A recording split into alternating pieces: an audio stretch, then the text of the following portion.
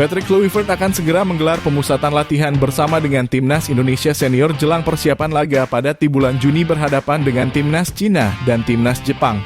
Dengan memanggil daftar 32 nama pemain di dalam pemusatan latihan kali ini, Patrick Kluivert bersama dengan asisten pelatih tentu dapat menyusun kedalaman skuad dengan sangat baik. Terlebih kini kualitas dari para pemain sudah sangatlah baik sehingga dapat mempermudah tim kepelatihan di dalam menyusun formasi kedalaman skuad. Dan tentu saja Patrick Kluivert akan mencoba beberapa nama pemain baru seperti Lily Palik untuk masuk ke dalam susunan skuad yang dimiliki olehnya di dua laga ini. Pertandingan melawan Timnas Cina dan Timnas Jepang akan menjalani dua laga krusial bagi skuad Garuda. Sebab dua laga ini akan menjadi dua laga yang menentukan asa Timnas Indonesia untuk bisa kembali maju ke putaran keempat di kualifikasi Piala Dunia. Oleh sebab itu, tim kepelatihan harus benar-benar menyiapkan diri dengan maksimal dan memetik dua hasil memuaskan pada laga di bulan Juni yang akan datang. Dan berikut ini merupakan kedalaman skuad yang dimiliki oleh Timnas Indonesia pada laga lanjutan berhadapan dengan Timnas Cina di putaran ketiga kualifikasi Piala Dunia 2026. Pada laga ini sudah dipastikan Patrick Kluivert akan menggunakan formasi dengan memasang 3 pemain belakang, 4 pemain gelandang, dan 3 pemain penyerang. Dengan posisi kiper dapat dipastikan akan diisi oleh Emil Audero dari Palermo.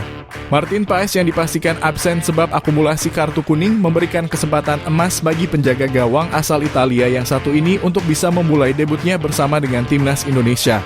Emil Audero yang memiliki statistik cukup baik di level klub dapat dikatakan memiliki kapasitas untuk bisa menjadi tembok terakhir yang dimiliki oleh Timnas Indonesia. Selain itu, pengalamannya yang sudah bergabung bersama dengan tim-tim besar di Liga Italia dan memiliki 4 piala Liga sudah cukup membuktikan kualitas dari sang pemain di dalam lapangan pertandingan. Sementara itu, untuk opsi pengganti dari Emil Audero pada laga melawan Timnas Cina ini, nama Nado Argawinata kemungkinan besar dapat disiapkan oleh tim pelatih. Meskipun tidak menutup kemungkinan nama Cerus Margono akan bersaing dengan sang pemain. Namun jam terbang yang dimiliki oleh Nado Argawinata tentu jauh lebih tinggi dan berpengalaman saat bermain untuk kostum merah putih.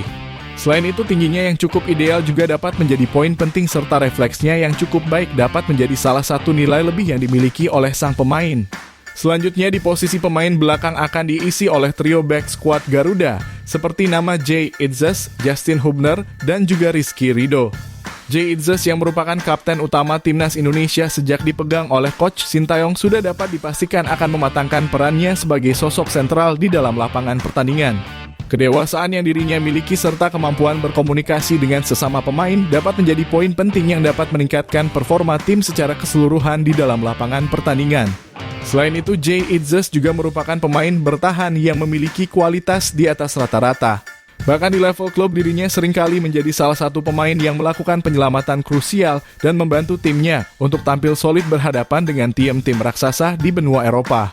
Sementara Justin Hubner dengan performanya yang berapi-api dapat menjadi salah satu faktor yang menentukan atmosfer jalannya pertandingan. Dirinya merupakan salah satu pemain muda potensial yang tampil sangat baik ketika diberikan kepercayaan oleh tim pelatih. Hubner memiliki kelincahan, kecerdasan, dan juga umpan terukur yang dapat dengan mudah membantu rekan setim di dalam membangun dan melancarkan skema penyerangan. Selain itu, kemampuannya di dalam melakukan duel juga dapat menjadi poin penting dari dipilihnya sang pemain sebagai 11 pemain utama. Dan Rizky Ridho yang merupakan satu-satunya pemain lokal yang bertahan memiliki kerjasama tim yang baik dengan sektor pertahanan. Jay Itzes juga mengatakan bahwa dirinya dapat bermain dengan baik ketika dipasangkan langsung dengan Rizky Ridho. Tentu ini dapat menjadi pengalaman yang sangat berharga bagi sang pemain untuk bisa terus meningkatkan performanya bersama dengan Timnas Indonesia.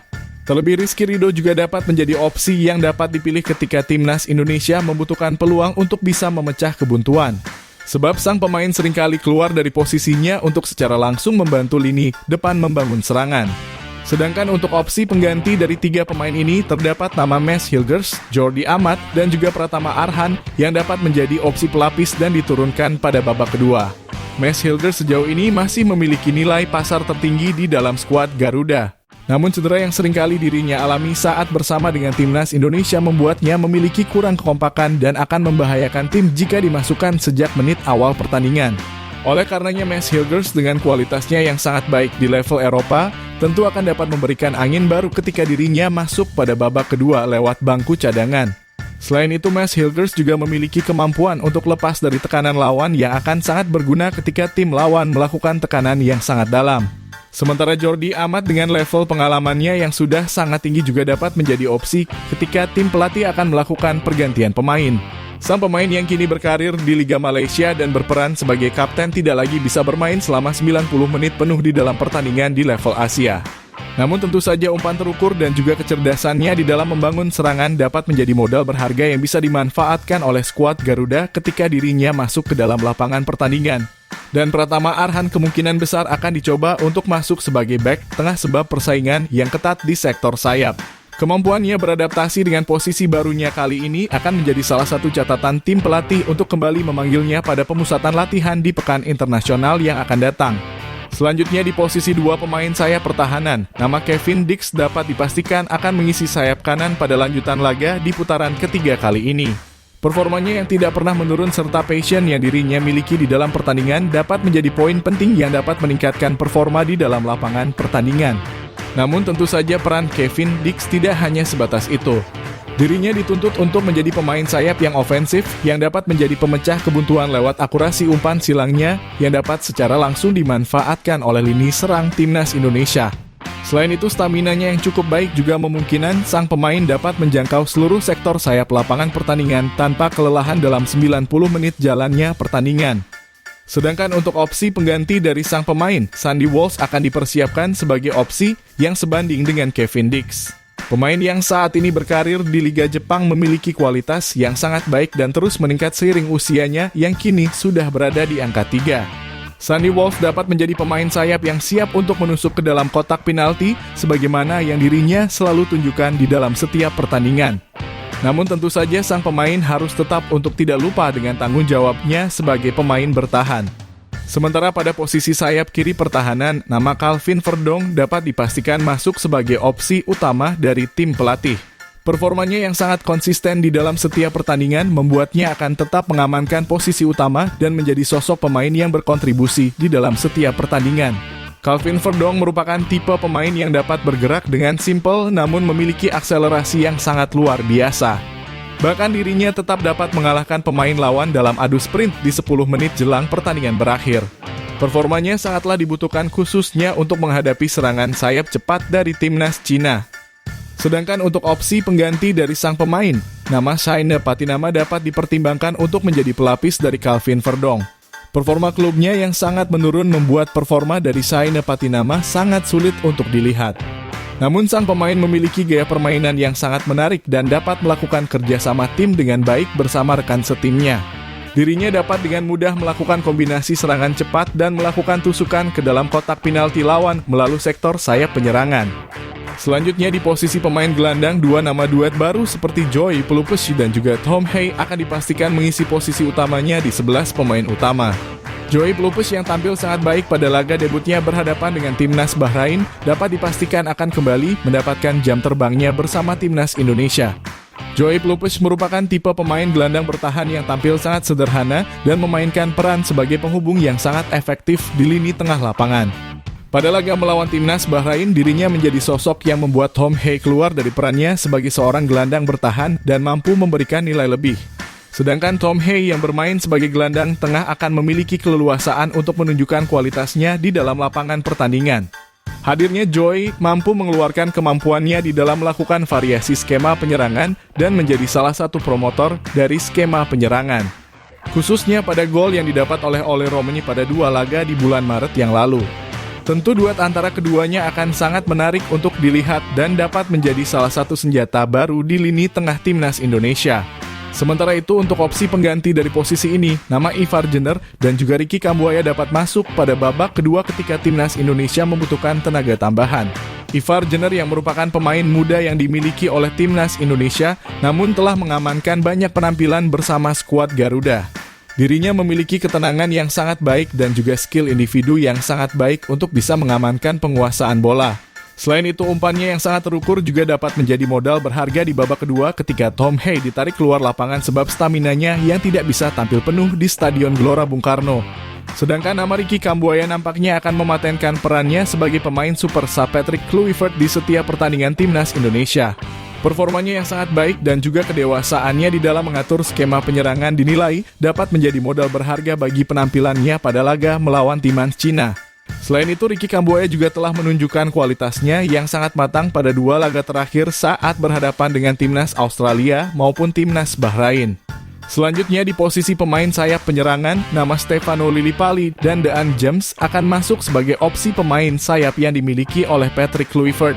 Stefano yang secara resmi kembali memperkuat timnas Indonesia di ajang internasional memiliki peluang besar untuk bisa kembali bertanding bersama dengan skuad Garuda.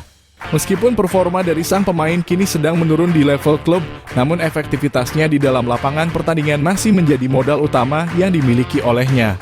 Pada laga melawan timnas Cina, peluang bagi Lillipali untuk masuk sebagai pemain utama akan besar pula sebab dirinya akan menggantikan Ragnar yang saat ini absen sebab pemulihan. Sedangkan Dean James yang seharusnya berada di posisi sayap pertahanan terpaksa akan ditarik hingga sayap penyerangan sebab menumpuknya daftar pemain dengan posisi serupa. Namun tentu saja Dean James tidak akan mempermasalahkan hal tersebut sebab dirinya merupakan tipe pemain ofensif yang dapat menjadi pemain yang menyuplai umpan silang ke striker tengah. Dean James dengan tubuhnya yang kecil juga memiliki kelincahan dan kemampuan individu yang dapat memudahkannya jika ingin melakukan tusukan langsung ke dalam kotak penalti. Sementara untuk opsi pengganti dari posisi ini, nama Liano Reinders dan juga Egy Maulana Fikri dapat dimasukkan sebagai opsi terakhir. Liano Reinders merupakan pemain sayap yang memiliki kelincahan dan juga kecerdasan di dalam melakukan pemosisian dirinya di dalam lapangan. Namun tentu dirinya harus kembali berbenah khususnya di dalam penyelesaian akhirnya yang sangat buruk, seperti saat dirinya mendapatkan peluang emas saat berhadapan dengan timnas Bahrain. Sementara Egy Maulana Fikri dapat masuk pada babak kedua sebagai penyegaran dari lini serang timnas Indonesia. Di level klub, sang pemain mampu menjadi salah satu promotor serangan dan selalu memberikan kontribusi yang sangat berharga di dalam lapangan pertandingan. Sehingga dirinya sangat layak untuk bisa mendapatkan jam terbang pada laga melawan timnas Cina di bulan Juni yang akan datang. Dan terakhir pada posisi ujung tombak, nama Ole Romeni dipastikan akan mengamankan posisinya sebagai striker. Ole Romeni sejauh ini menjadi salah satu pemain debutan tersukses yang dimiliki oleh timnas Indonesia. Dalam 2 pertandingan yang dirinya lakoni, sang pemain sukses mencetakkan namanya di papan skor dan menjadi pemain terbaik di dalam pertandingan. Hadirnya Ole Romeni diharapkan dapat menjadi penyelesaian dari macetnya produktivitas gol timnas Indonesia sejauh ini. Sedangkan untuk opsi pengganti dari sang pemain, nama Ramadan Sananta kemungkinan besar akan dimasukkan sebab Ole Romeni tidak akan bisa bermain 90 menit penuh di Stadion Gelora Bung Karno. Meskipun saat ini Sananta belum kembali menemukan performa maksimalnya, namun tentu dengan bantuan tim kepelatihan dan jam terbang lebihnya di timnas Indonesia akan membantu performanya di dalam lapangan. Dan tentu Sananta memiliki beban untuk menyuburkan produktivitas gol yang saat ini memang dibutuhkan oleh timnas Indonesia untuk lolos ke Piala Dunia. Itulah tadi merupakan kedalaman skuad yang dimiliki oleh timnas Indonesia pada laga lanjutan berhadapan dengan timnas Cina di putaran ketiga kualifikasi Piala Dunia 2026. Jangan lupa tulis pendapat kalian di kolom komentar.